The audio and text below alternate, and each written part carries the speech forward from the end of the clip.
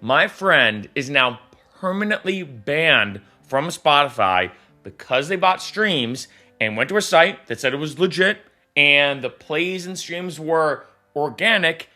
They got caught and they are now permanently banned from Spotify.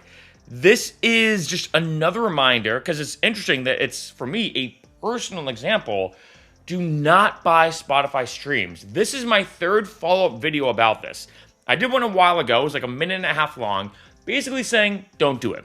And I had a lot of people hit me up in DMs, messages, comments saying, hey Mark, I saw that video, but I've been talking to the site. They said that it's going to be fine, that I won't get caught. They said that everything's organic. They said that it's real humans listening. So I did a second follow-up video going into more detail. To sum that second follow-up video again, I basically said, to reiterate, don't do it. Yes, it seems legit, and they say it's legit. They say it's organic. They say it's not bots. They say it's not AI or whatever. But if you get caught, the risk and reward, it's just not there. And I got more comments on that second follow-up video of some people even saying, hey man, you're gatekeeping artists from being successful on Spotify.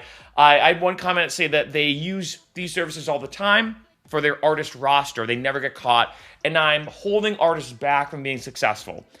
I want to stress, I have no affiliation with Spotify or any music distribution service like DistroKid or whatever. I know I do a lot of videos about them. That's just because I personally use them.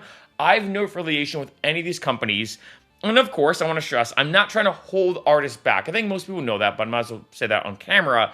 If anything, it's the opposite. Because if you get caught, you can get banned. And this happened to one of my friends. To go into more detail, and I get these messages a lot, unfortunately. One of my friends came to me. It's one of my good friends. They say, hey, Mark, I know you know a lot about this stuff, releasing music and everything. I really want to get my new single out there. It's just not popping off. I went to the site, and it seems legit. I can't remember how much they paid. I think it was like 100 or 150 bucks, I think, for 10,000 streams. I think that's what it was. And they're like, oh, it seems legit. They show me the site, and I'm like, okay, I know they say it's organic. I know they say it's not bots. I know they say it's legit, but it's just not worth the risk. And they're like, well, I even talked to them via email. They said that it's completely fine, and don't worry, we don't use it. And I was like, okay, but I have to stress, as your friend, just don't do it. It's not worth the risk. And they're like, well, I'm going to try it anyway. And I said, okay. Things are fine. They got those 10,000 streams. Things are fine. 2 weeks went by. They contacted me with like a picture that when they went on their DistroKid account, boom, huge pop-up happened saying, hey, you're banned from Spotify. Spotify caught you using bots.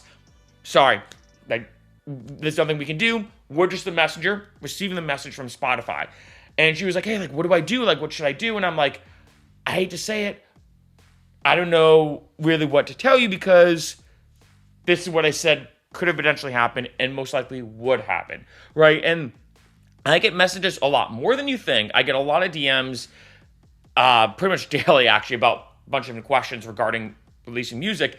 And one of the biggest ones I get, which is interesting now, is about people buying streams. I think because more musicians now every single day releasing music on DistroKid or CD Baby or TuneCore or Ditto or any of these platforms, it's amazing now that there's never been a better time, I think, in music to release things independently. Not even close. Like, record labels are kind of becoming obsolete now, which is kind of interesting to think, right? And I think as a result, of course, because so many people can release music independently and because it's so easy now, of course, more musicians than ever before want to get the music heard and kind of punch through the noise because things are so saturated now. I guess music production, pun intended. Things are so saturated now that musicians are trying to get the music out there. And I do have a link listed below in the description to a video I did about 15 music marketing techniques and strategies that I personally use that have got my music, helped my music go viral and all that kind of stuff. I do suggest watch that video, but look, I just gotta reiterate this point. I mean, I get so many DMs, like I said, about, hey Mark, this one site says it's legit or it's organic or all this kind of stuff I've mentioned on this video. It's just not worth it. And I want to stress that, is there a chance that you could release music, use one of these services, you get, say, 10,000 streams or 100,000 or a million or whatever, you get a certain amount of streams and they don't catch you? Yes, I'm going to be blunt. There is a chance. And I have people hit me up saying, hey, Mark, I listened to your video. I'm not going to lie. I watched your video. I listened to you. I used the site and it was fine. Great. But here's the thing. The risk is not worth the reward. And I guess going back to that comment I got about me trying to hinder artists' success. And I think they were just, I'm not saying it was a hate comment, but, I mean, it's YouTube. And so, on that note, my thing is, the risk that you're running, which is what happened to one of my friends, is being permanently banned from Spotify.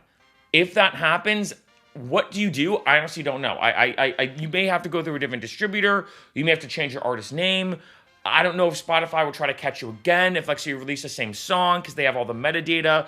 And if you release the same song, there's a good chance that Spotify says, hey, we saw you do this before. This is the same song you released before, but now under a different artist. You're trying to game the system. Sorry, you're banned. You can never...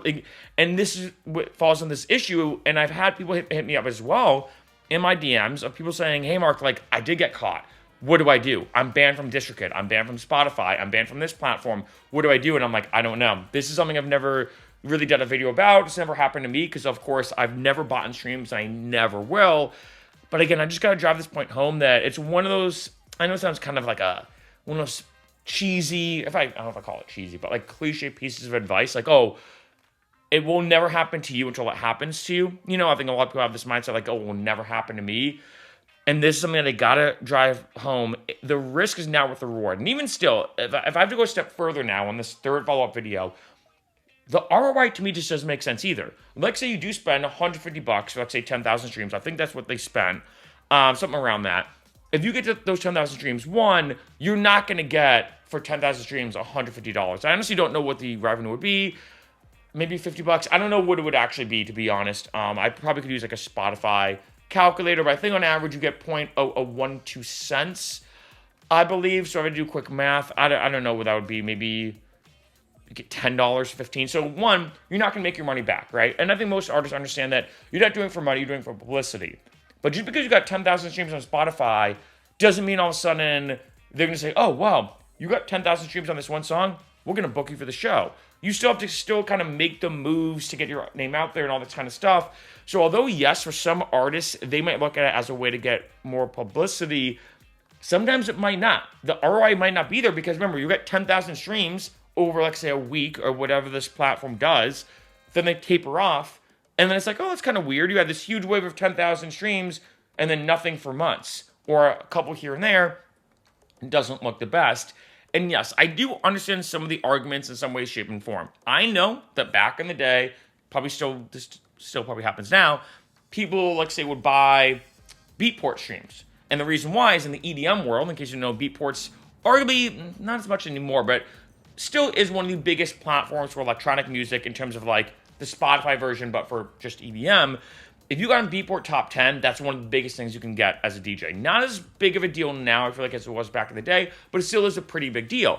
And I know a lot of artists said, look, I will pay a bunch of people to just buy my song, or I'll buy a bunch of downloads or whatever. I'll pay a bunch of money out of my pocket, because if I say, hey, I'm in the Beatport Top 10, that is a big deal. No, I think there's some legitimacy to that. But with Spotify, I feel like that the ROI still isn't there. Like, even if, like, say, you do get away with it, does that equal more DJ gigs? Or, like, say, if you're a rock musician, does that equal more gigs or more tour dates?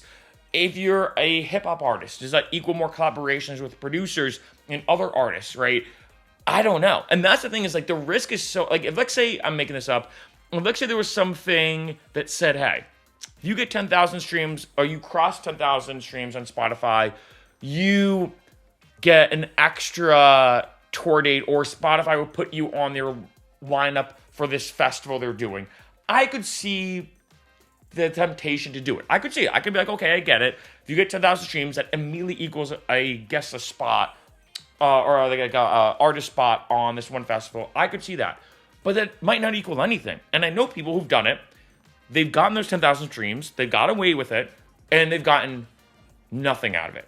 They're like, oh, that's just kind of a waste of money. Like, yeah, it's cool to say, hey, look, my new song got 10,000 streams.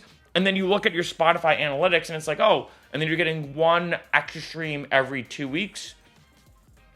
Right? And so, again, at the end of the day, I really have to drive this point home. Spotify has really cracked down on this a lot more. Even companies like DistroKid have started to put out more and more articles about saying, hey, they're really taking this seriously now. Because as you can imagine, like I said, with more musicians releasing music than ever before, and as a result of that, more musicians, of course, wanting to get their music heard, there were more people than ever trying to figure out ways, both legit and not legit ways, to get the music kind of punching through the noise.